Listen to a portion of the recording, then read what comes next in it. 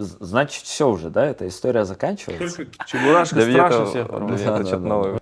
Ай лауре лантар ласси суринен, ени ундами верамал элдарон, ени велинте юлдар аваньер, ви орамади мим ураварева, андуна пелла варда телемар.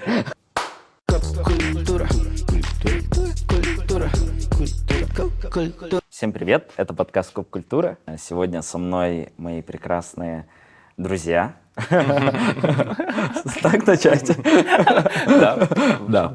Нуртас Сисикенов, мой соведущий, лучший друг, с которым мы прожили вместе 10 лет. Двое детей. И Бексултан Казбек, который когда-то... Тоже с нами прожил 10 лет. Я уже думал, скажешь, мой чего-то.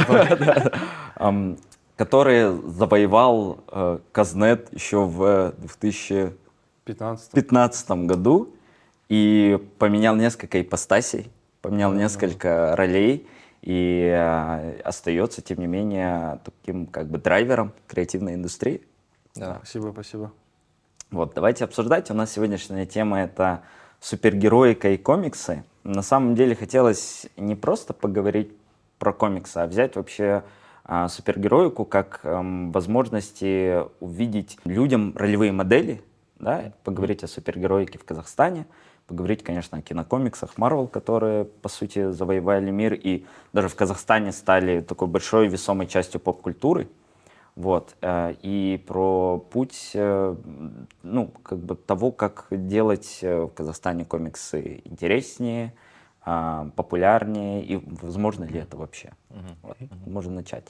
Вообще самый интересный, наверное, такой вопрос личный в том, что ты же был вайнером долгое время. Да. Вот. И как вот произошел вот этот переход из вайнера в человека, который вот уже является шоураннером и по продюсером. Сути, да, продюсером, но и там же, по сути, ты после вайнера сразу комиксами занялся. Да. Ну, параллельно, на самом деле, все это шло, и это, на самом деле, из вайнов и вышло.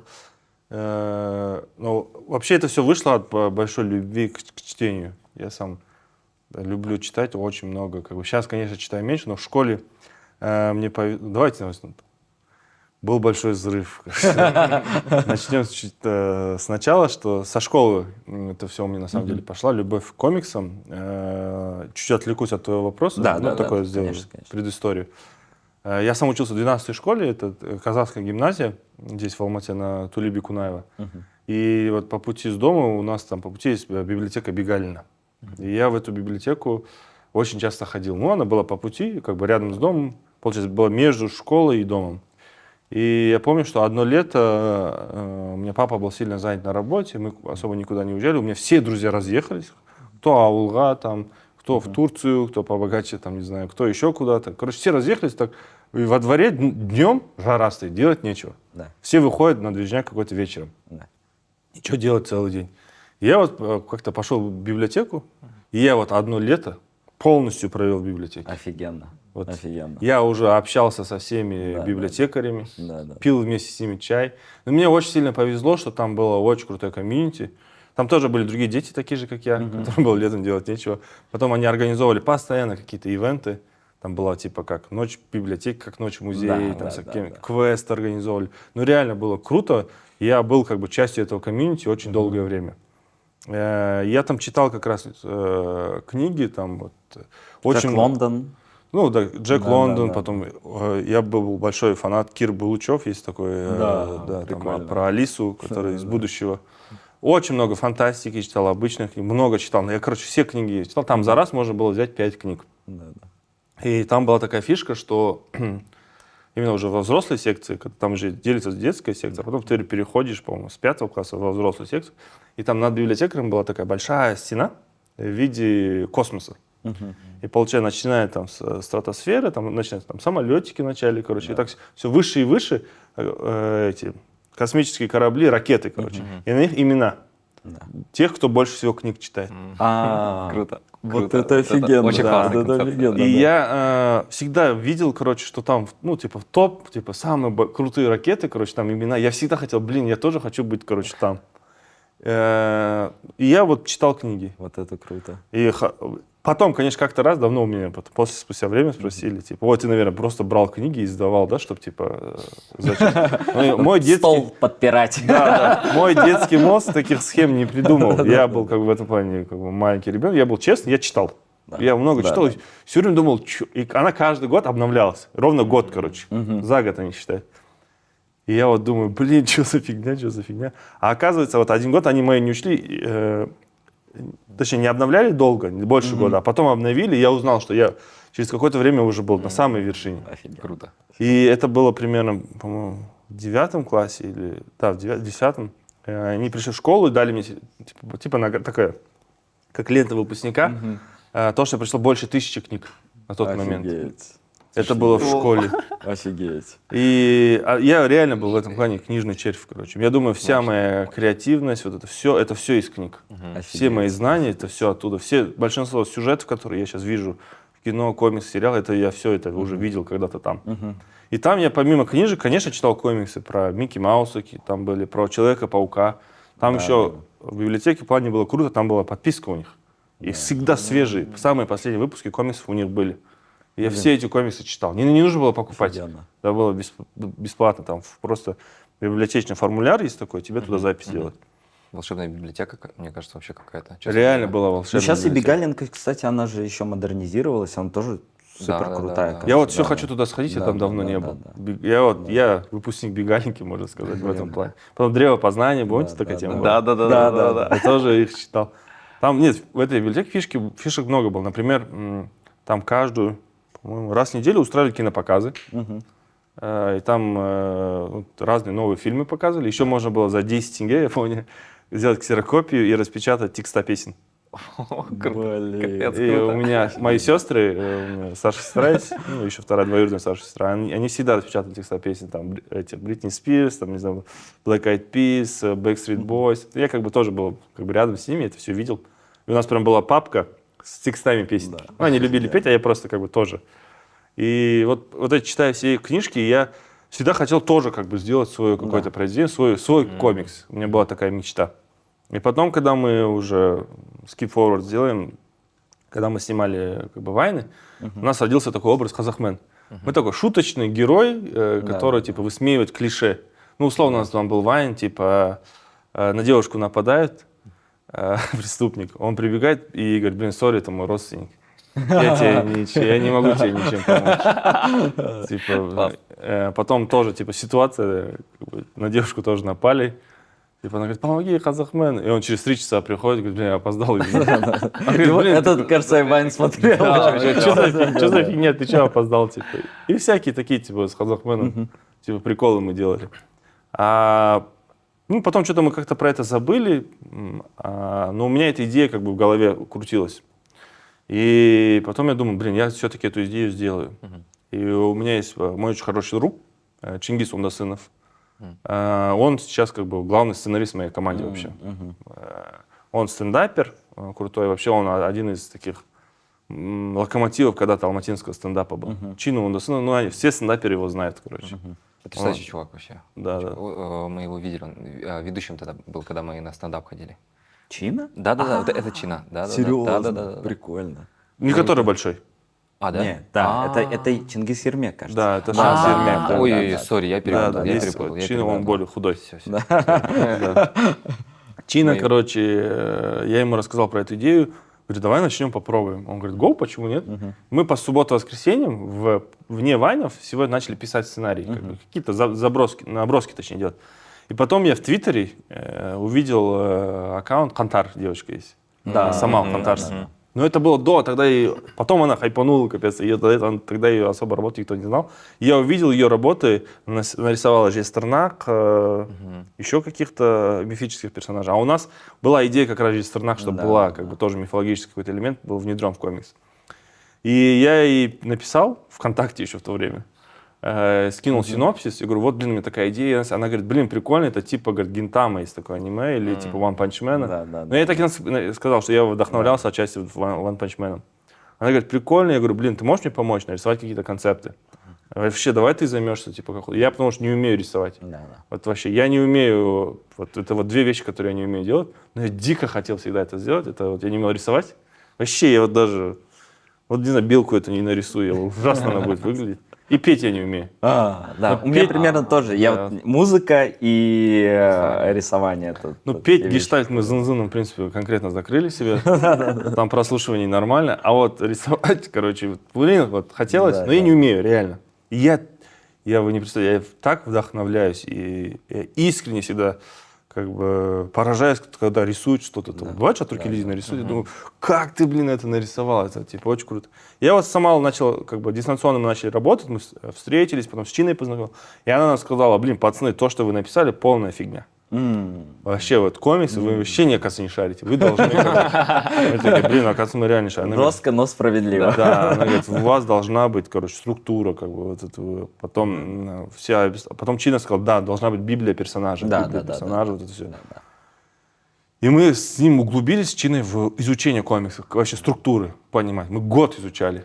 Скотт Маклауд, да, вот у него есть Скотт понимание Маклауд, да, комиксов, да, да. ты Очень шаришь. крутые Да, штуки, да. да. Все вот эти литературу читали, много читали, короче, изучали. И параллельно она нарисовала первый концепт сама.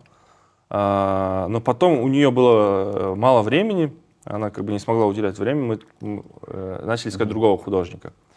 А потом параллельно я как бы познакомился с ребятами, тоже они казахи, и я попросил у них инвестиций на проект. Они поддержали, у них есть фонд как бы акселерации стартапов, Бастау называется, и они мне с помощью него помогли, выделили финансы на комикс. Потому что я понимал, что если комикс делать, нужно его масштабно делать. Да. Ребята очень сильно помогли, и как бы и морально, и финансово, вообще. Просто они говорят, блин, мы все верим, давай, го, погнали. Мы собрали команду, это было в конце 2019 года. Но это был на самом деле тоже чуть переломный момент, потому что я как бы всегда был как бы лидером в команде, как бы тащил драйвером. Потом я сказал, пацаны, ну, там, условно, Ахмад, Жендос, они тащили, я говорю, мне чуть-чуть надо отойти, вам нужно. Они, конечно, тащили, все делали, и я параллельно уже занимался тогда. Да. 2019 год, это был самый, мне кажется, насыщенный год в моей жизни. Я тогда женился, мы тогда свой самый большой контракт рекламный закрыли. Потом, вот Джокас тогда, вот на самом деле, второе дыхание тогда было, пик был у нас тогда, второго, короче, такого. У нас все видосы 1 000 000 просмотров набирали. Тогда вот был какой-то шикарный период. Потом, конечно, пандемия, бах, все стопнуло. Да. Но зато мы смогли сконцентрироваться на комиксе. Да. Мы еще больше ушли, начали искать художников. И вот встретили нашего главного художника Дастана Тибеген. Это вообще, я считаю, один из самых талантливых художников в Казахстане. Вообще, Даса работы, я вот до сих пор в шоке, поражаюсь. У него образование действительно такое, ну, учился на художника. Он шарит в истории Казахстана, шарит в материале, во всем шарит, короче. Такой умный чувак, нереально. И вот сначала мы взяли его, потом потихоньку начали набирать команду. И мы поняли, что в Америке комиксы создаются поэтапно. Сначала идет как бы скетч, ну, точнее даже концепты идут, потом скетч идет, потом лайн-арт идет, потом идет color, потом уже как бы финальная верстка. Ну, еще, конечно, до всего это и сценарий, упаковка, маркетинг, там все вместе.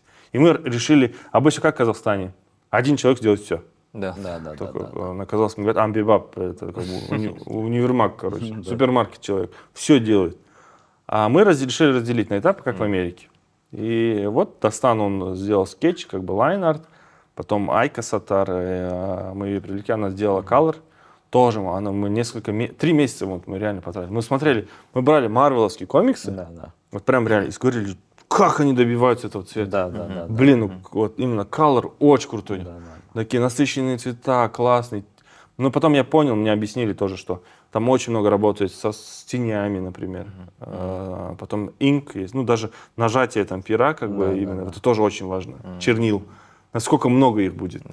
Там очень много нюансов в этом плане. И мы пока добились того цвета, которого хотели, очень много времени. И нервов потратили. Потому что Айка, я помню, она показывает такое. Круто, говорю, ну что-то не то. Потому что меня смущало, что казахстанские комиксы, которые выходили до Казахмена, большинство, они были в плане цвета не такие яркие. А я как бы человек из соцсетей, я привык яркую картинку делать. Я знаю, условно, в принципе, в Инстаграме, в ТикТоке. Если картинка яркая, она работает, она привлекает целевую аудиторию молодежную. Дарковых историй хватает. Я еще сам принцип придерживаюсь, что в жизни и так у нас дурковости хватает, в принципе, да, каких-то. Я как бы сторонник светлых историй. Что я, например, как продюсер не вижу себя там, как чтобы я триллеры, ужасы снимал, условно. Да, да. Может, драму какую-то, да, ну прям совсем, чтобы там город греха делать, там, условно. Это, типа, такого, это не совсем мой стиль, короче. И я вот этого как бы добивался и просил от ребят, и мы этого добились. Мы сделали комикс, и мы сделали его на 3 языках. Вот Казахмена, вот этого персонажа звания, мы перенесли туда. И изначально я, конечно, хотел, чтобы он обязательно был на казахском, на русском и на английском попробовать, чтобы как бы до западной аудитории. А как на английском он пошел? Хорошо, достаточно неплохо, но как бы все равно целевухи такой много здесь нету. Но были люди, которые хотели именно на английском. Чаще всего это покупали ребята, казахи, которые живут за рубежом. О, прикольно. Они говорят, мы сами прочитаем и... Как сувенир, да? Как сувенир покажем, да. Очень много таких. Что я заметил, мне кажется, вот англичанин, ну вообще человек из западной культуры, у которого родной язык там английский, не владеет русским, ему очень тяжело попасть в контекст, потому что прикол Казахмена, вот я когда читал, и, кстати, тут есть еще, я вот думал, есть твое наследие как бы и опыт Вайнера, потому что там есть чисто такие, ну, инсайты, такие внутренние какие-то, там, связанные с социальными сетями, связанные с какими-то шутками, фразами и так далее. И мне было очень интересно, потому что, ну, когда читаешь комиксы, я тоже очень много комиксов читал, ты, ну, знаешь, что это другая культура все равно. Да. Ну, что, ну, то есть, да, там, ты к ней как-то близок, ты ее понимаешь, но как что-то теряется, да, там, например, в комиксах, не знаю, хот-дожная какая-то в Нью-Йорке. Да. Возможно, житель Нью-Йорка ее узнает, увидит, но ты все, ты вне. Да. И приятно наблюдать, когда ты сталкиваешься с какими-то, ну, там, комиксами или произведениями и так далее, родной город, да, тюбетейку и так далее, это как бы создает еще одно вот такое как бы включение в эту историю, и вот это крутая штука, и на английском я не уверен, насколько вообще людям могло быть доступной вот такая штука. Вот тоже хотел добавить, что мне кажется, это какой-то даже идеальный сценарий, что именно ты занимался комиксами, потому что вот мы в прошлом выпуске говорили о том, что вайнеры — это некие архиваторы вообще культуры, в том плане, что вы очень круто в свое время как будто бы собирали вот какой-то эпос, да, по сути, современной культуры. Это, то есть, всякие стереотипы, какие-то культурные такие маленькие детали, коды и так далее, и выводили их в формат юмора. И, по сути, там, если реально просмотреть вот все ваши видео, ты можешь изучать культуру современную. Вот у меня тоже были несколько этапов отношения к вайнерам. Я сначала ненавидел войны. Я думаю, что это такое вообще, как так можно? Потом я уже как бы нормально начал относиться, в смысле просто нейтрально. А сейчас я понял, что это очень классная была на самом деле штука, потому что в чем интересно? В том, что вот Нуртас говорит, вы смогли, ну, там, за 4 года собрать все артефакты этого времени, десятых годов. То есть, там, если будет конец света, останется один телефон, и зайдет какой-нибудь исследователь посмотреть войны, он поймет всё. Он сможет эту культуру как бы собрать, потому что там самые знаковые стереотипы о населении, да, об событий обществе, много там, да. Событий, фразы какие-то, характеры, друзья, которые там, архетипы, ну, которые мы всегда видим и с которыми общаемся. Там причем уже и социальные, и политические вообще, и, по сути, все контексты сразу, знаете, как-то учитывались. Это прям очень-очень интересный феномен. Да, и прикольно, что это перетекло потихоньку в комикс. И в комиксе это тоже есть, то есть вот такая штука, которая момент узнавания, вот узнавания вот этой реальности, которую комикс описывает, но при этом меня немного вначале ошарашило то, что как будто не хватало ввода меня в этот мир. То есть я пришел, а там уже Казахстан запускает ракеты, там уже какие-то технологии супер и так далее, и я просто тоже много читал комиксов. Вот в начале все-таки какой-то ввод дают, типа world-билдинга. Типа наш мир вот такой, он работает по вот таким законам. Вот, и вот это не какая-то фикция, вот так. То есть и вот этого почему-то не хотел, но я не знаю, насколько он... Ну, там, потом оно по плану у нас должно было раскрываться, да. Может, это замысел был наоборот. Да. Мы не хотели, мы хотели, чтобы чуть-чуть как раз была эмоция такая непонятная. чтобы вызвать как бы дальнейший интерес. Да, Мгм. да. На это как раз мы акцент. По вайнерам я согласен, ну, это вообще, я же говорю, по сравнению с тем, что некоторые сейчас блогеры делают, вайндар уже айналайын болып қалды ғой.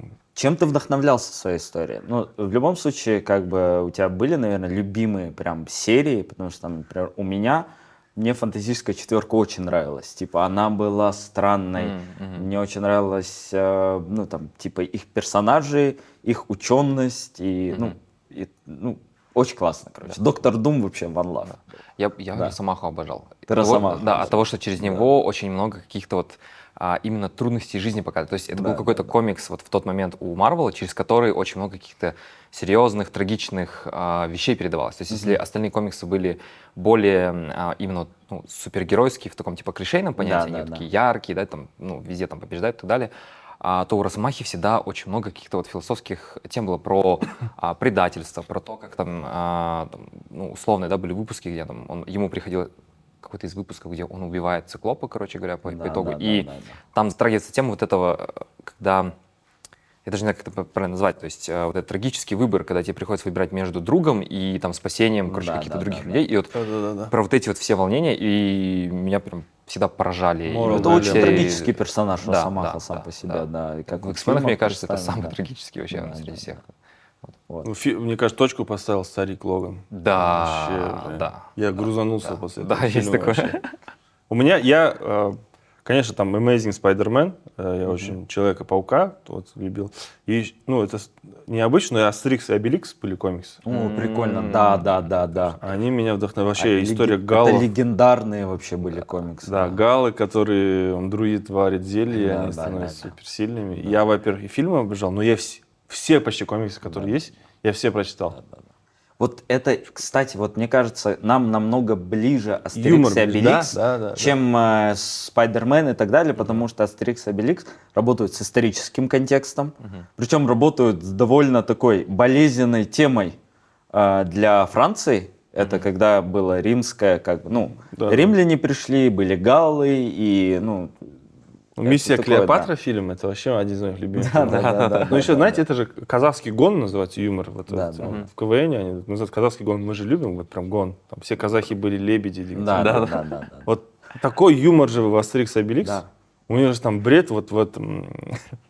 В «Миссия Клеопатра», помните, у них есть момент, когда они начинают драться, и они просто начинают на китайском в один момент говорить. Да. Типа, блин, да, что да, вообще? да. И их имена, типа, то, что собаку зовут, там же, типа, Астерикс, Обеликс, а собаку зовут Идея Фикс. Да. Идея Фикс, блин, это же, конечно, гениально. Да. И таких много там. В целом, концепция Казахмена какая, я вот в прошлый раз тоже вам рассказывал, что откуда у Казахмена сила?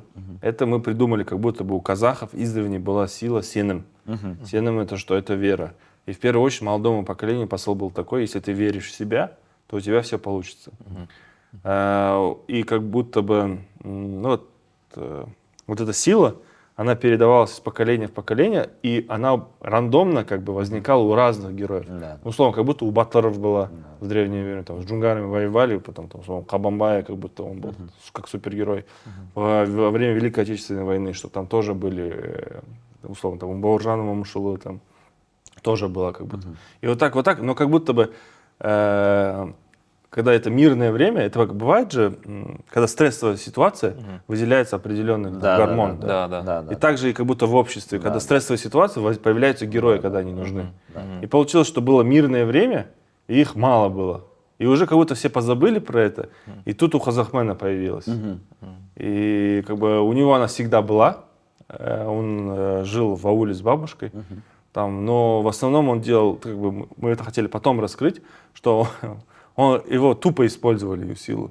Ну, условно, там говорили, типа, Чинил что-то. она қойды апарып ұста, шампанского. Он брал барана, летел, короче, и отвозил. Потом иди, трактор нужно подвинуть, комбайн перетащить. И он чисто такими, как будто силач аульский, короче. А потом он поступает на учебу в Алмату, и там уже начинается движняк. Плюс у нас была концепция, что есть мобильное приложение Комек, что-то типа Убера для супергероев. где у тебя проблема. Вот это, кстати, очень классная штука, которую я, честно говоря, не видел в зарубежных комиксах, такой прикол. Да. То есть очень прикольная фишка. Вот такая как бы, вот такая штука, кажется, чуть-чуть в пацанах есть. Ну вот такая, что супергерои как бы уже... Как наемные, Да, как да. наемные там рабочие. Да, ну вот типа в One Punch Man тоже там есть вот эти вот классы, Классы, да, ABC, но да. вот именно то, что это ты прям Вызывает, как в Uber, да, да, можешь да, вызвать, да. это прям капец классно. Ну и там типа локальный, кто ближе к тебе герой. Не так, что Да, типа ты можешь конкретно одного вызвать. Да, да. А там вот, условно, на барахолке у нас первое, вообще начинаем с комикса, того, что там пожар на барахолке. Да, да. Это тоже социальный подтекст. Да, Там на барахолке часто Да, были да. в одно время пожары. И там есть Жоламан, и там рейтинг есть, как в Яндексе, условно. Он 3 звезды у него всего, он такой не самый топ-левел, но там локальные какие-то проблемы решить может. И у него экзоскелет в виде его тележки.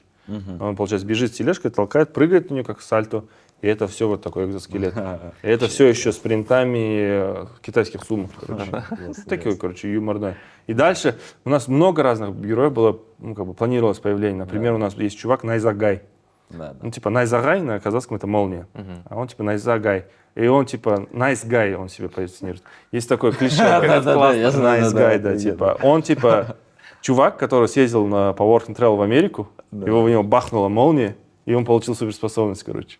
Что он может молнии стрелять. И он такой, знаете, мы вдохновлялись Златопустом Локонсом из Гарри Поттера. Да. Он такой позер, короче. Да. Он везде селфи делает, ну, чуть туповатый, короче. Он такой клишейный герой, типа а-ля Супермен, Да. у которого все, ну, типа, он такой улыбается, как там Хэнкок говорит, все, молодцом, вы молодцы, короче, такой. Да. Найзагай, короче. И именно интересно. обсмеивали Найзгая. Это получается не совсем стандартная супергероика, она скорее вот С юмором. такая, она даже, ну, я в чем, вот я что понял, из супергероика там 50-х, 60-х, 70-х годов, на которые мы там ориентируемся, да, она очень наивная была. Да. Потому что, ну, как бы супергерои были одноплановые, они были все либо супер добрые, Да, идеальные люди, супер да. злые. Да, Ну, да, то есть там да. четкое разделение добра, зла.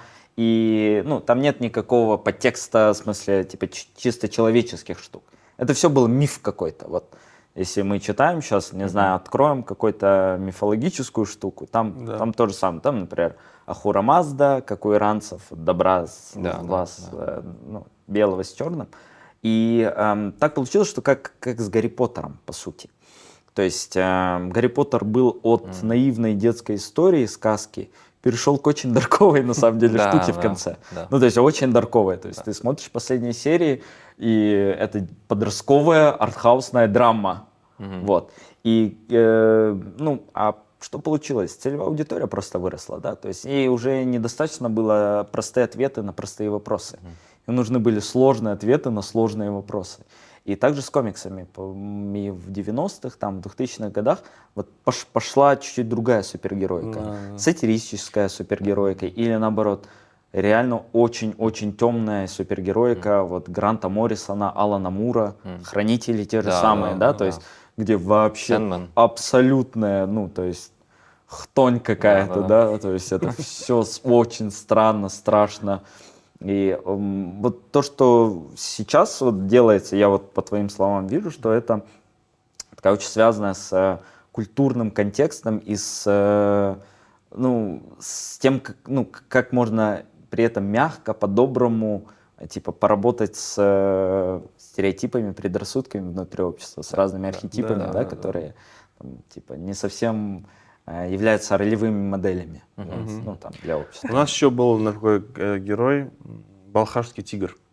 Такой эко-герой. Потому что раньше, вы же знаете, что на Балхаше были тигры. Да. Популяция тигров была. Это проблема на самом деле. То мы думали, хотели как бы в своем комиксе поднимать тоже некоторые экологические проблемы. Например, про Аральское море мы думали, как будто бы там есть какое-то существо, которое втянуло в себя всю воду. Поэтому Аральского моря нет. Типа. Но в целом я, например, очень сильно, мне очень грустно, когда вот такие темы затрагиваются. Просто еще есть такая проблема, тоже вот к обсуждению, и это было в комиксе, и в индустрии, в начинании всего. Я не выгляжу как человек, который гик-комикс, который вот обожает. Вот на меня послушай, я как вип-казах одеваюсь, условно, веду себя как вип-казах, там, условно. Да, я типа такой. Или я могу по-районовски общаться там, с пацанами, потому что я там вырос возле парка Горького.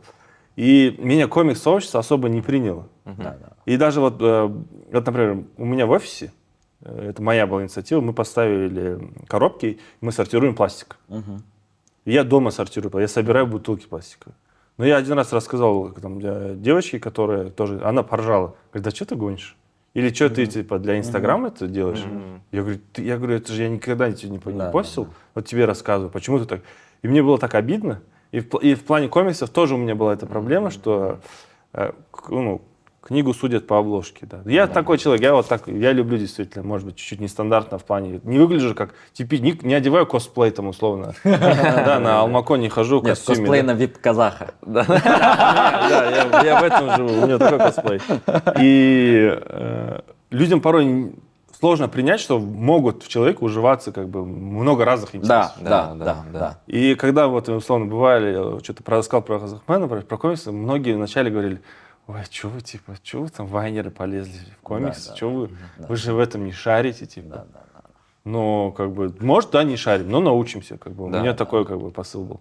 И на всяких фестивалях мы участвовали. Я все равно видел скажем, вот тусы, что они меня не воспринимают, они до сих пор меня не воспринимают как какой-то. Но при этом у Казахмена 15 тысяч как бы был тираж. Это самый крупный в СНГ тираж по ID комиксу. И он весь продался. Чтобы вы понимали, топовый комикс «Майор Гром» 1000 тираж. Пацаны, в сравнении, чтобы вы понимали цифры. Да, круто. И «Майор Гром», например, классный, крутой, они фильм сняли, крутая команда. Но мы тоже они приезжали в Алмату, я пытался с ними заговорить, они даже не стали разговаривать с нами.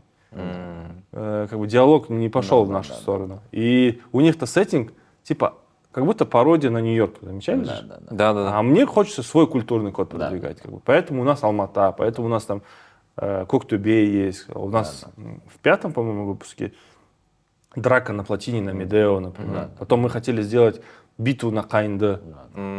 Типа такого, типа одно дерево сломать, и потом вот за это вообще там рейдж, короче, у Казахмена. Как ты смел, 100 лет дерево стояло, ты такой плохой, типа. Какой сейчас статус у проекта? То есть, Сейчас, к сожалению, мы проект заморозили, но я думаю, это временно, когда-нибудь мы обязательно продолжим. Но это в первую очередь связано с экономической как бы, точки зрения. Нам стало тяжело вывозить, чтобы... во-первых, скорость у нас была низкая. Как бы, у нас не такая большая команда. В Америке как? Там же очень большие команды, и там они могут позволить себе несколько юнитов параллельно. Например, в идеальной модели мы потихоньку к этому шли, но, к сожалению, у нас все поломалось. Мы уже как бы 4-й и 5-й рисовали параллельно. Две разные команды рисовала. В паре там по 2 художника. А в Америке они могут 10 одновременно рисовать. И тираж у них 1 000 000. Типа сравниться, конечно, 1 000 000 ты продал, там, хоть по $1, тебе $1 000 000. И ты можешь вкладываться в команду. А у нас это содержать, и они могут позволить себе раз в месяц выпускать. А у нас получалось только, что на один комикс тяжело получится, чтобы раз в месяц мы не успевали. У нас приходило 3 месяца в среднем. А 3 месяца это уже не конкурентоспособно на рынке. Тяжело стало. Регулярности, да? Регулярность очень тяжело держать. Ну и как бы параллельно я вижу, как много параллельно там проектов все делают, и как бы я тоже хотел А потом мы же сейчас запустили TikTok-хаусы, и они начали стрелять. И я понимал, что я там нужнее. В данный момент мне был более важен фокус там на TikTok-хаус. Я пришел туда как бы с командой, всю команду перевел туда. Как бы. Я не работаю один.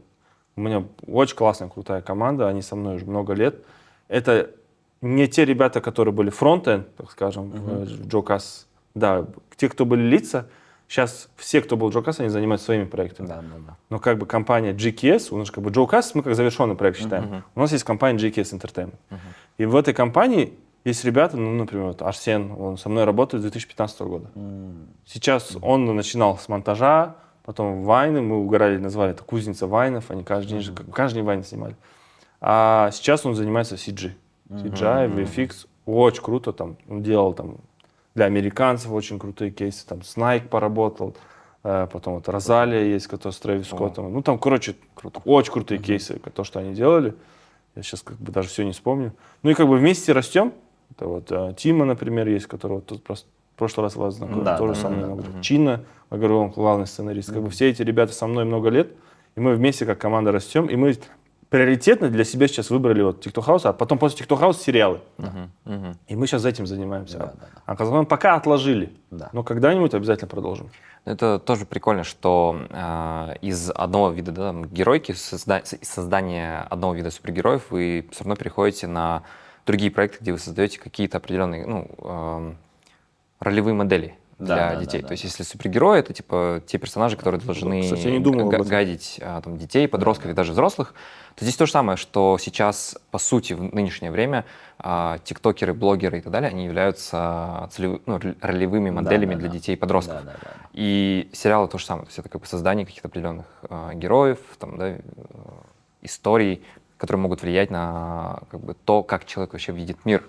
То есть это, ну, прикольно, что вне зависимости, как бы, куда вы идете, вы везде все равно создаете вот какие-то такие Прикольно, я об столбы, этом да? как-то не задумался. Мгм. Ну да, но у нас есть какие-то еще принципы, которых мы придерживаемся. Да, некая ответственность, да, за Да, то, что ты социальная. делаешь, Да, это да, очень важно, да. И в Джокас у нас было это, ну там, условно, мы не работаем с букмекерками, там, потом, ну, так скажем, kids-friendly. Да, Последний год, вот, да. это вот Максим, на тот момент был директором Nickelodeon телеканал, наш хороший друг, мы же выиграли с Bip House в 2021 году Nickelodeon Kids Choice Awards, и в этом году Аминка Витаминка тоже выиграла, это О, ничего наши себе. подопечные.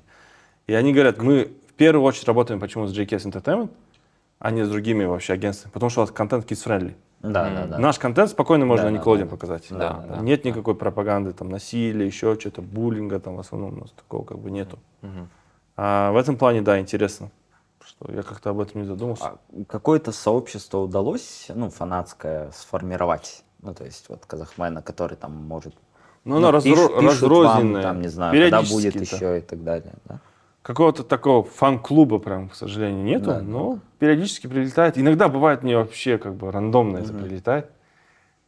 Как бы у меня, я даже всегда смеюсь, я для разных людей я разный. Типа, для кого-то, я вот недавно там, я понял, что для Казахстана, например, Comedy Club, это вообще, это апогей вообще, топчик, это круче ничего не может быть. Да. Вот когда мы Хому свозили на Comedy Club, хомяка мы были, я был с ней на Comedy, это был, блин, вот это реально был level up как будто какой-то произошел для людей. Потому что для меня это был шок, когда я стал на парковке, и проходил русский дядечка со стремянкой шел, только останавливается на меня, смотрит и говорит, ты же видел же эти с хомяком в Comedy Club? Я думаю, офигеть. Но он явно не знает ни про Джокас, ни про Казахмена, он там, он в душе это там, скажем, не знает. Но он же видел меня, и типа разные. Да. Вот, и иногда бывает, мне на самом деле самое приятное, когда говорят, я читал ваш комикс. Да. Потому что это все-таки вайны, тикток, это все фастфуд контент. Да. Это легко потребляемое. А комикс, ну туда реально душа была вложена. И когда люди говорят, блин, я читал комикс, реально когда читал, есть кто просто слышал и говорят, что читали. А есть кто реально читал, следил, покупал все выпуски. Особенно приятно это от чуваков в индустрии, ну из Тусы.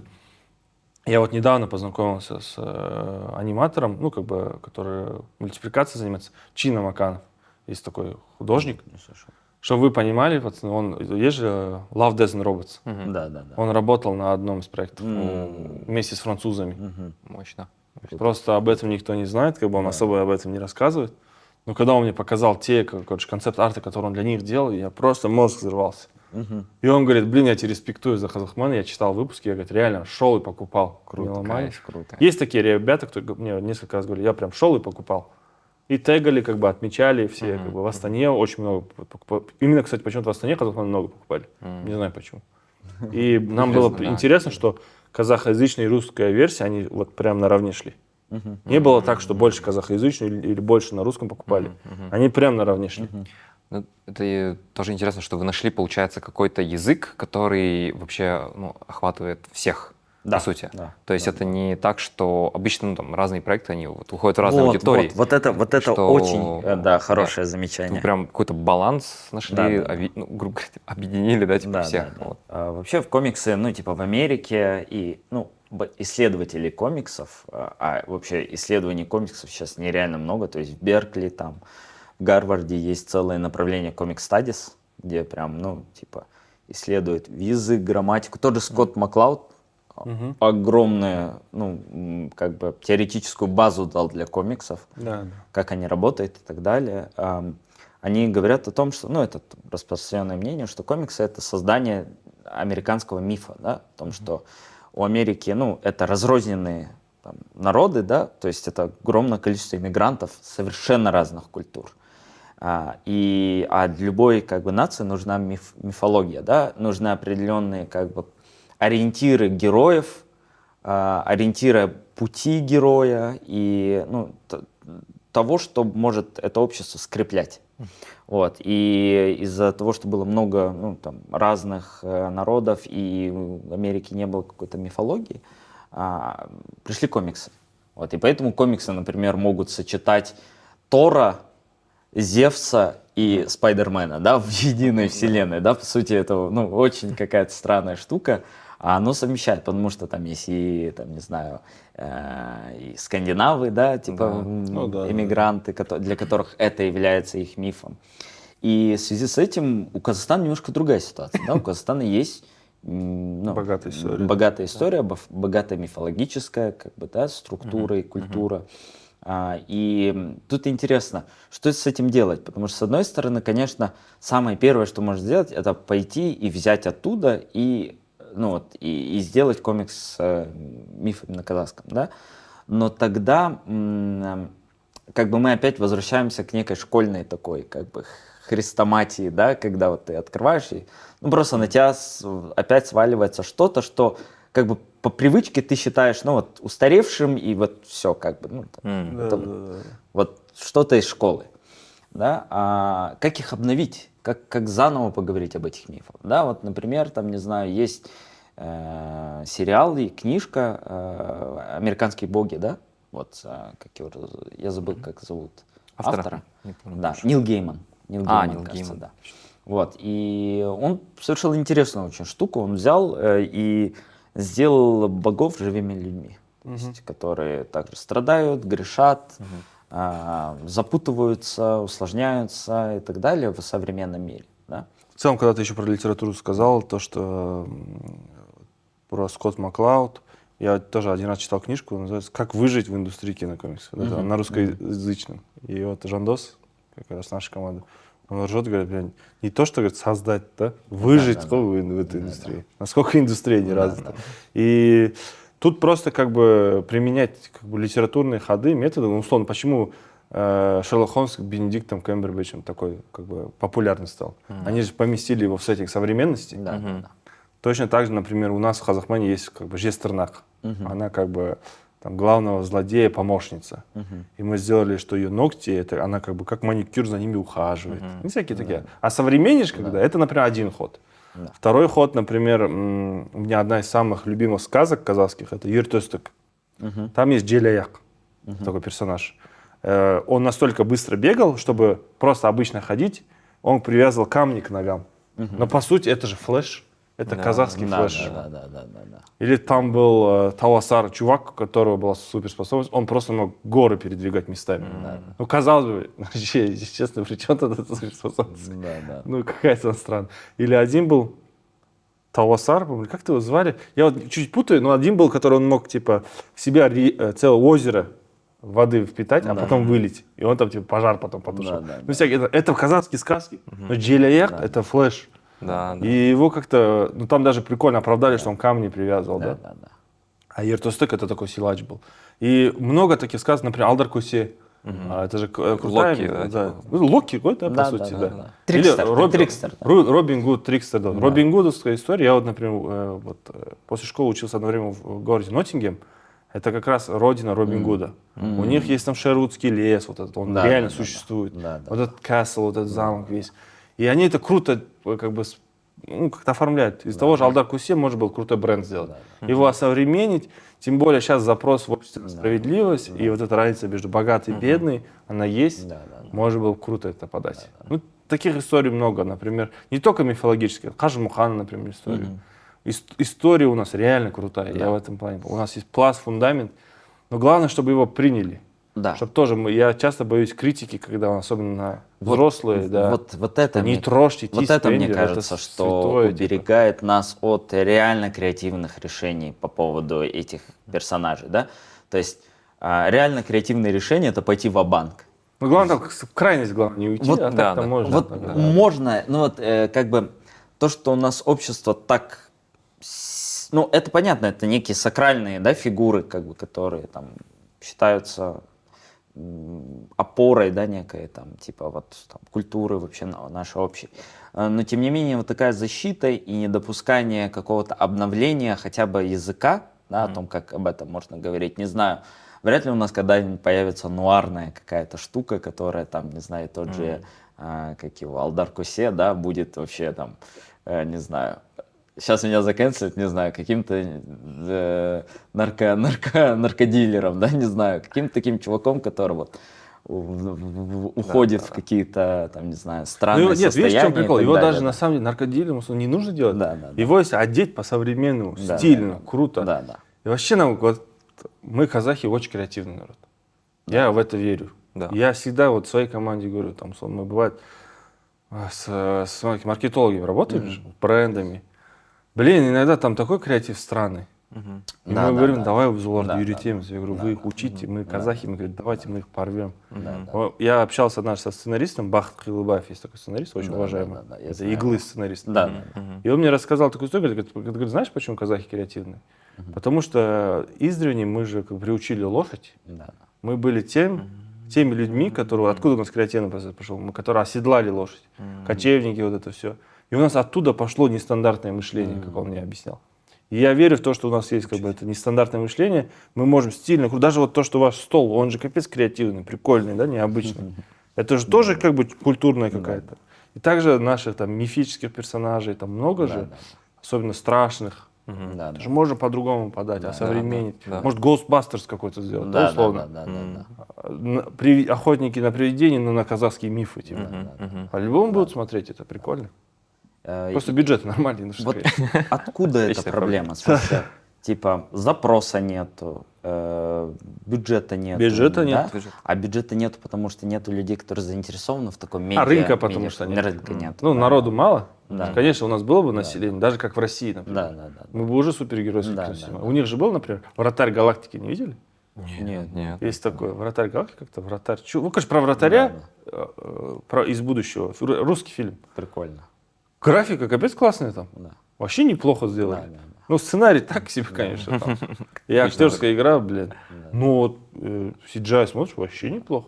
Или, например, Чебурашка у них собрал Да, в прокате. Хотя там... Чебурашка. Второй Чебурашка. Вышел, в смысле, фильм Да, Чебурашка? да, да. Ты что, не знаешь? Это самый кассовый Нет, фильм в России. серьезно? Да, да, да, да. Да. Вау. Не, меня просто, типа, честно, у меня вот вся современная культура России, она мне вот просто мимо меня пошла. Она почему-то. порвала вообще кассовый, вообще, бокс-офис вообще, разрыв полный. Да, Ничего да, себе. да, 8 да, да. миллиардов рублей, что ли, Да, да, да. собрали? Чебурашка. Ревайвал вообще, да. Чебурашка Для меня страшно это- всех для порвал. меня Да, это да, что-то да. новое Ну, вообще. там это а-ля Паддингтон. Как бы фильм, но он рисованный. Ну и таких историй же много. Я просто еще не видел нормального казахского, там, чтобы было VFX прям, типа, блин. Ну, мне кажется, VFX точно нет, да, у нас были опыты, когда мы там сняли какой фильм? «Кочевник», да? Мгм. Потратили еще в «Кочевники», нулевых которые- годах. Кочевник. Да, «Кочевники», да, 2004 Кочевник, да, года, да, потратили на него там 70 или 80 миллионов. Город все еще стоит. Город стоит, конечно, город стоит, но фильм-то сам по себе как бы провалился в прокате, и он там не стал ни культовым, ну, просто вот как бы... Но снят да. хорошо. Да, Снят снят хорошо был, да. Хотя, скорее, мне кажется, мы могли бы сделать что-то вроде Джокера, может, Тодда Филлипса, да, Да, вот, да. который вот недавно вот стал популярным, и довольно культовым.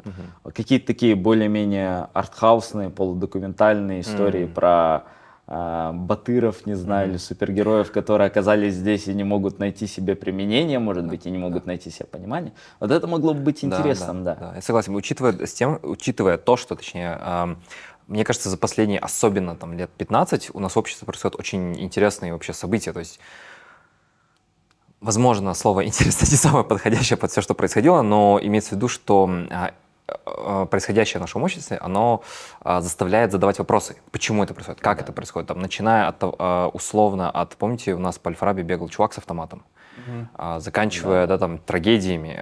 То есть у общества возникает куча вопросов там, к правительству, к себе, там, к истории, ну, вообще ко всему, в принципе.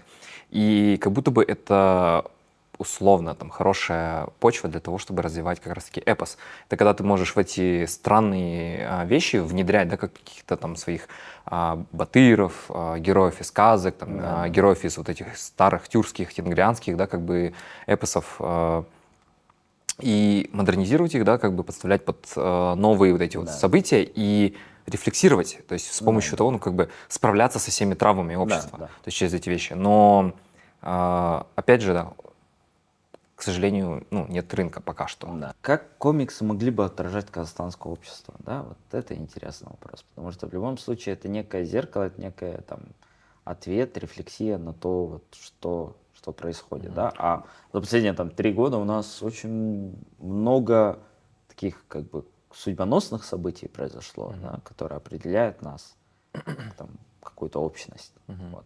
Ну, это каждый автор сам закладывает какой-то свой как бы месседж, зависит от каждого автора.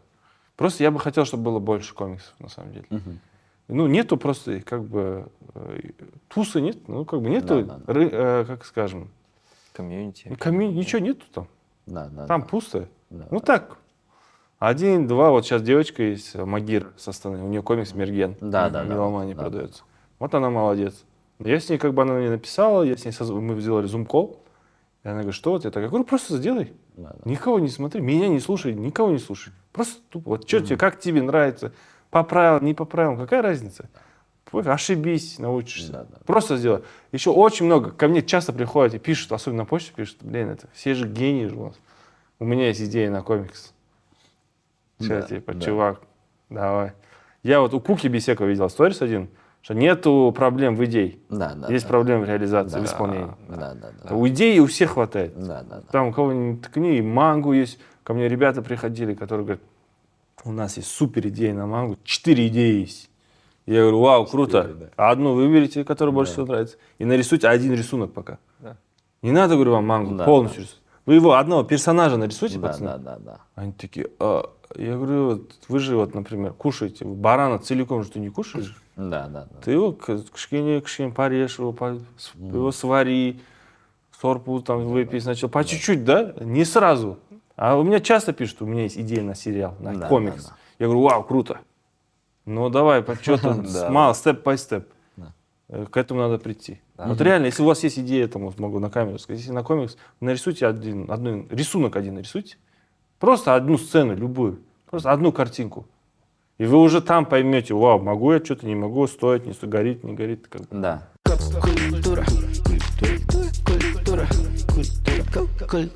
Вам не кажется, что как будто бы уже все потихоньку, супергеройка все начинает уже сдуваться? Вот «Мстители», финал, все, точку поставили. Болтцами, как бы. После этого уже так смотришь. Ну, например, после этого более-менее, что мне понравилось, это вот были, наверное, последние «Стражи Галактики». Остальное все, ну, например, «Человек-муравей», вообще что-то мне. Я люблю это. Там какой-то Star Wars чуть-чуть вышел, он не показался? Так? Немножко «Звездные войны». Вот, кстати, я на него даже не пошел. Он настолько даже меня как-то... Мимо, да, прошел? Да. «Локи» сериал вот мне зашел. Да, он, кстати, классный. А вот фильмы, ну, «Black Panther» тоже как-то так. Ну, как бы хорошо, грустно, там, да. Но уже, конечно, вот это... Мы все эмоции испытали на «Мстителях» финал. Все там. Кинокомиксы, значит, все уже, да? Эта история заканчивается. Только «Кингсман» более-менее сейчас еще держится. Ну, кстати, это же вот, кинокомикс. Да. Вот такие комиксы, которые... Нестандартные. Не про супергероев. Там же есть, ну, по сути, 2, да, сейчас таких мейджора, да? Это DC, Marvel, да, по сути. Вот. И те, которые как бы не входят в эту основную, в этот основной эпос, они становятся интересными, потому что те же самые «Пацаны», я посмотрел, потрясающая штука в том плане, насколько он переворачивает вверх дном вообще наше представление привычное о супергероях, насколько туда вмешивается современные пороки масс-медиа, пиара и так далее. Ну, то есть это классная штука, но и в ней супергероика скорее как бы такая элемент критики общества. Большой. И вот это работает. Джокер тоже работал, да, то есть потому что супергероика создана полудокументальным методом, гениальным актером, и там вообще нет ничего, по сути, супергеройского, но зная персонажа Джокера, зная его там, его путь, историю, Хоакин Феникс, тебе интересно да, за этим наблюдать, и это очень такая темная нуарная история, очень кинематографически хорошо сделанная, да. Я согласен с тем, что мне тоже наскучило просто вот уже. То Ну есть, да. По сути, Расширяется уже интерес. фазы — это прикольная штука, и я считаю, что, ну, типа, комикс, ну, вот кинокомиксы Marvel — это прекрасная архитектура. Это выстроенная архитектурная штука, в которой очень много каких-то ответвлений, которые имеют некую свою логическую связность, и они все друг с другом пересекаются и так далее. Но согласен с тем, что почему-то «Война бесконечности», да, она создала настолько громкий, пафосный, Пик такой. да, вот такой момент, после которого все очень мелким становится. Это да. в Marvel. Мне кажется, Да. что у DC как будто бы потихоньку что-то начинает выходить. Вот мне кажется, единственное странным решением было, когда вот Зак Снайдер там, да, там, сделал свою версию, выпустил ее. Да, да. И, ну, мне она показалась вообще гениальной. Ну, типа, я был в шоке с того, что, типа, можно геройский фильм сделать вот таким, что он... ты реально смотришь прям эпичный миф про супергероев, да, вот как бы... Да, да. 300 спартанцев. Да, Да, 300 да. спартанцев. И... Кстати, тоже комикс. Да, кстати говоря, тоже да, комикс. И там, не знаю, вот последний Бэтмен, говорят, прикольненький вышел, да, то есть там, я его, к сожалению, не смотрел, смотрел только разбор сцены там с погоней, то есть, ну, ты видишь, Я почему-то тоже не смотрел. странно, да, как Я будто посмотрел что-то- последний «Бэтмен», Да, как он тебе? мне не понравился. Да, Понравился? мне не понравился. Ну вот я смотрел разбор именно сцены погони, где он гонится за пингвином, и прикольно наблюдать, как именно DC сейчас начинает что-то пробовать новое, потому что Marvel, они вот как-то застоялись вот в своем и не могут вот выйти из своей вот этой абсолютно. вот, из своего образа, где вот шутки, где там происходит смерть, тебе сразу же на смерть накладывают шутку, когда происходит да, шутка, да, начинается да, сразу серьезная тема, и вот да. это все еще По смешивается форме, с да. вот Да, этим пафосом, да. Да. А DC стараются вот выдерживать какую-то, ну, во-первых, классическую, да, там, сторителлинг Да, кино, да. но добавлять туда супергеройку Да, и да. какие-то новые приемы. Ну, причем она довольно мрачная супергеройка, что Да. в «Бэтмене», Ну, DC всегда что были в мрачные. «Джокере» и так далее. Она на самом деле намного более притягательная. Да. Потому что ты приходишь, и она остается в памяти, да, потому что ты приходишь на Marvel, во-первых, я не всегда могу отличить одну историю от другой, в смысле, ну, то есть, когда ты там какое-то продолжительное время смотришь, это у тебя все это становится кашей просто, потому что все настолько похоже друг с другом. А DC, у них довольно такие жесткие, дарковые, очень артхаусные истории, которые, ну, запоминаются просто. Это очень круто. И мне кажется, вот если туда супергеройка пойдет, она очень будет интересна. Да, Она может зажить по-новому. Да. Но все равно пойдем, да, все на марвелские фильмы. В этом же Ну, фишка, да. Все равно Да, посмотрим. да. Ну, это еще какое-то ощущение, для меня это ощущение. То есть я туда не иду за кинематографическими находками, как да. просто То есть мне не аттракцион, нужно, да. там, я не за шедеврами иду, я там иду с друзьями, да, отвлечься там и так далее. И свою функцию это выполняет, да. Но все-таки, ну, это ли самый пик нашей культуры да, на сегодняшний день? Вряд ли. Ну да, согласен. Ну да, интересные кинокомиксы, которые не про... Мне больше уже не про супергероя больше нравится. Да. Говорю, вот Кингсман мне очень нравится, Да. хотя это комиксы. Потом Каратель, много например, тот же, да? Ну да. Каратель, типа... Призрачный гонщик. Да, например. Вот я очень жду «Призрачного гонщика», потому что вот это классная история. То есть, Будет перезапуск серии. да. Прикольно. Вот «Каратель» я Много тоже сейчас обожаю. интересных перезапусков. Единственный перезапуск, который я не хочу, это Гарри Поттер. А будет Собирается перезапуск, да? перезапуск. Да, сериал будет, сериал же будет. Да. Я не хочу, честно, пока. Мне тот раз я говорю, еще мало времени прошло, и ребята говорят, ну как, уже дофига прошло времени. Серьезно?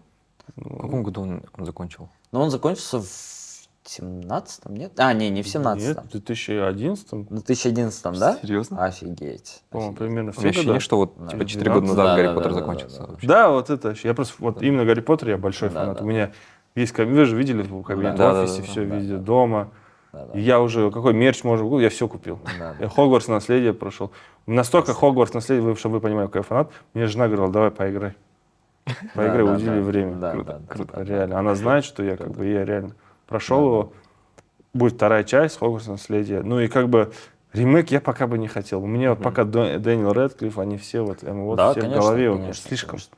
Да, ассоциируется. А сейчас еще, наверное, сделают кого-нибудь там черным, еще что-нибудь. Ну, «Кольца власти», например, меня тоже довольно сильно разочаровали, потому что я жесткий толкинист. В смысле, и для меня вселенная Да, все разочаровались, толкинисты, я «Властелина слышал. колец» — это просто полная, ну, как бы вышка. То есть я там на эльфийском могу стихи прочитать, вплоть до Давай. такого, да. Можешь прочитать? Да, давай. «Ай лауре лантар ласси суринен, ени ундами верамал элдарон, ени велинте юлдар аваниер, ви орамади мим ураварева, андуна пелла варде телемар».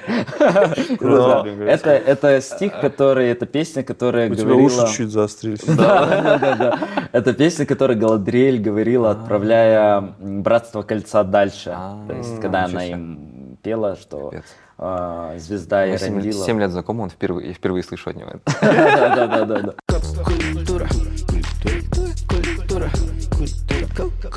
Давайте попробуем подумать над казахстанским супергероем. Какие еще могут быть казахстанские супергерои, да? И мы понимаем, что мы сейчас существуем в очень там довольно сложное, беспокойное время, да, когда там есть у нас и мировая политика, да, там, типа свои осложнения, есть и внутренние какие-то процессы довольно быстро идущие. И реально самое худшее, что может с нами случиться, это нигилизм и цинизм. Мы перестанем верить, что что-то будет хорошо, да, что что-то улучшится. Да, и общество, которое туда попадает, оно моментально становится очень слабым. Вот. И поэтому нужны какие-то примеры. Да, есть герои из жизни, да, но они люди. Они стареют, они сталкиваются с трагедиями, мы в них разочаровываемся и так далее. Да. Есть политики, в которых мы разочаровываемся уже априори, да, но в любом случае должны быть некие придуманные нами, да, как обществом, фигуры, которые остаются абсолютно неприкосновенными. Вот. Есть Казахмен, да, простой парень, который на самом деле вот то, о чем ты говорил, его детство, да, где он синем использует для вот такой штуки, значит, у него нет гордыни, да, у него нет такого ощущения, что у меня сила, я вот там буду что делать. Он готов служить. Да? При этом он, ну, такой, то, что я там читал, он такой человек еще только-только начинает свой вот этот путь. Да? И это тоже классная штука. А какие еще могут быть образы, да, вот таких супергероев? Ну, я как сказал, эко, вот я бы эко хотел, чтобы эко, темы, проблемы, много просто экологических проблем сейчас в Алмате. Значит, вот Каспий, то, что мелеет, то, что Аральское море. Вообще же говорят, будет водный кризис, вот это страшно. В будущем будут войны за воду. Типа. Вот этого хотелось бы, конечно, избежать. Плюс у Казахстана у нас уникальная природа. И хотелось бы ее сохранить реально. Вот тут я видел то, что Дамили поднимал у себя все время про деревья. Ну, тоже большая проблема на самом деле. И много таких проблем, которые вот эко именно. Им как будто сейчас стоит уделить внимание. Как будто бы иногда вот даже тоже Аральское море, например, когда мы в школе учились, они много говорили. Помните? Вот был фонд. А сейчас как будто что-то замяли, да, уже сдались. Много таких тем, которые, ну, просто закрывают глаза. Или вот недавно пожар, то, что было. Я бы вот больше сейчас даже не именно политически такой бы хотел бы, а именно вот экологические проблемы. Я бы хотел, чтобы им внимание уделилось, и были эко-герои, которые молодое поколение бы учили. Потому что молодое поколение более осознанное, чем мы, может быть. Их еще есть шанс, как бы им сказать. Вообще, вот вы смотришь в Швеции, например, у них же есть как? Грета Тунберг? Не Грета Тунберг, у них есть, по-моему, лагом такое понятие есть. Знаете, это как у казахов ханагат, это довольство. Например, мне хватает, они, как условно они говорят, 5 футболок, мне хватает. Это уже over-consuming, они считают. Там много вещей. Много вещей тут типа плохо для них. И также, ну, там, я сейчас вижу потихоньку тренд такой в Алмате, например, трубочки какие-то пластиковые меняют. Потихоньку сдвиги есть, но если мы в школах еще будем обучать, но меня еще иногда расстраивает, условно, мы сортируем мусор, а потом приезжает мусоровоз и все в один объединяет. И что смысл был тогда? Көп қосындай заттар, которые... А вот эко-герой в моем случае, ну, я люблю трэш. В моем случае это, наоборот, человек, который антигерой.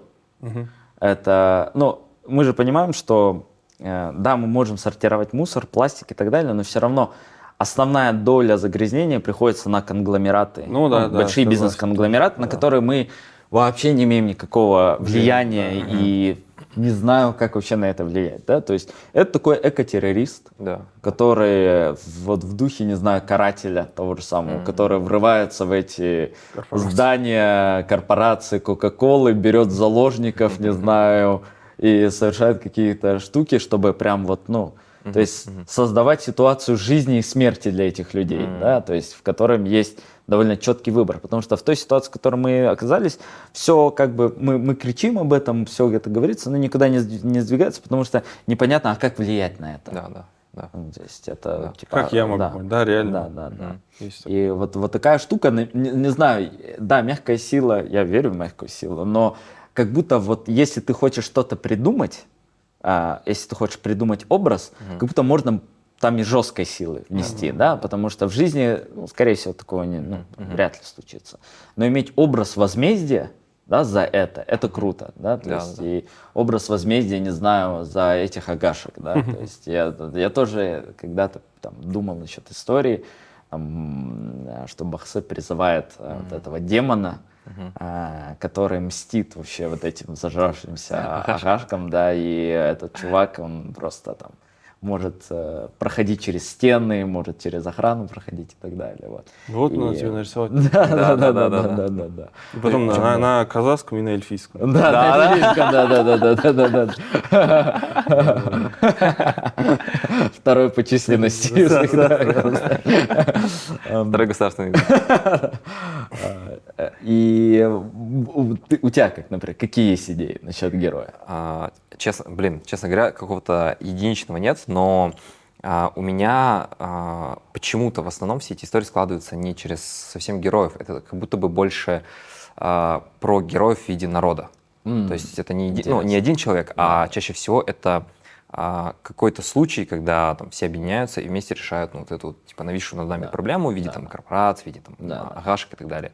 И я честно говоря, я ужасно наслаждаюсь, когда вижу вот эти там протесты в других странах, когда то, что, например, там, во Франции произошло, то, что выломали двери, да, в этих корпораций BlackRock, Vanguard, начали захватывать их там главные офисы, а это типа корпорации, которые управляют основными инвестициями вообще всего мира. То есть они решают, куда направляются вообще деньги мира.